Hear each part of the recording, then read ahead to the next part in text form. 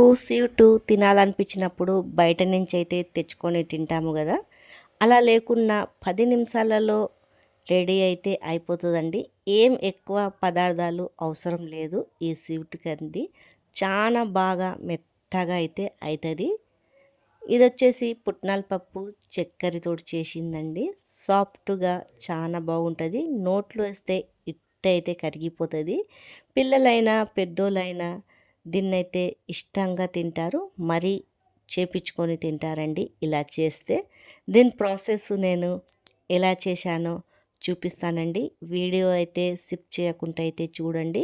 మెత్తగా సాఫ్ట్‌గా అయితే వస్తదండి ఈ స్వీట్ పుట్నాల పప్పుది. ఫస్ట్ అయితే పొయ్యి మీద ఒక గిన్నె పెట్టుకొని ఆ గిన్నెని 5 నిమిషాలు బాగా వేడెక్కాక 2 కప్పులు అయితే పుట్నాల పప్పుని వేసేస్తున్నానండి. పొయ్యి అయితే ఆర్పేశాను. ఎందుకంటే పుట్నాల పప్పు మాడిపోకుండా అయితే క్రిస్పీగా అయితే వేయించుకోవాలండి. ఇలా మొత్తము మంచిగా క్రిస్పీగా అయితే రావాలా. గింజ కూడా మాడనీయొద్దు. అప్పుడు స్వీటుది అనేది టేస్ట్ అనేది రాదండి. అందుకే పొయ్యి అయితే ఆర్పుకోవాలా. ఇలా మంచిగా వేపుకున్నాక పక్కకు తీసేస్తున్నాను.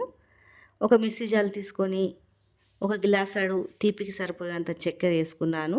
నేను 2 కప్పులు పుట్నాల పప్పు తీసుకున్నాను కదా, 1 కప్పు చక్కెర. ఇలా మెత్తగా అయితే గ్రైండ్ చేసుకోవాలా. నేనైతే చిన్న మిక్సీ తీసుకున్నానండి, పెద్ద మిక్సీలో అంత బాగా రాదు. తర్వాత ఈ పప్పుని కూడా మంచిగా గ్రైండ్ చేసుకున్నాను. ఇలా మెత్తగా అయితే పట్టుకోవాలా. తర్వాత అదే గిన్నెలో కొద్దిగా నెయ్యి, కొద్దిగా నూనె వేసుకున్నాను. కావాలంటే మీరు మొత్తం నెయ్యి వేసుకొనైనా చేసుకోవచ్చు. ఈ నూనె బాగా వేడెక్కాక నెయ్యి నూనె పొయ్యి అయితే ఆరిపోయాలండి. అప్పుడు మాడిపోకుండా ఉంటుంది. చూడండి ఈ వేడిలోనే మొత్తం అయితే కలుపుకోవాలా. దీంట్లో మనం పొడి చక్కెర వేసాం కదా, అదే నీరైతే వస్తుందండి వేడికి. అప్పుడు అనేది స్వీట్ బాగుంటుంది, కింద ఏం మాడిపోకుండా ఉంటుంది. అందుకే పొయ్యి అయితే ఆర్పేశాను.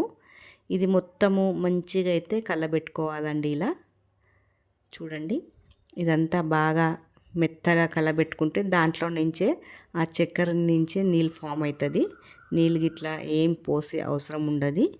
ఇదంతా మంచిగా ఇలా కలుపుకొని తర్వాత ఒక గిన్నె తీసుకొని దాంట్లో అయితే బటర్ పేపర్ వేసుకోవాలండి. నా దగ్గర అయితే బటర్ పేపర్ లేదు. నేనైతే ఒక గిన్నె అయితే తీసుకుంటున్నానండి. ఆ గిన్నెలో నేను ఆయిల్ రుద్దుకుని దాంట్లోనే వేసేస్తాను. చూడండి ఒక గిన్నెలో ఇలా ఆయిల్ వేసుకొని రుద్దుకొని దీంట్లోనే వేసేస్తున్నాను.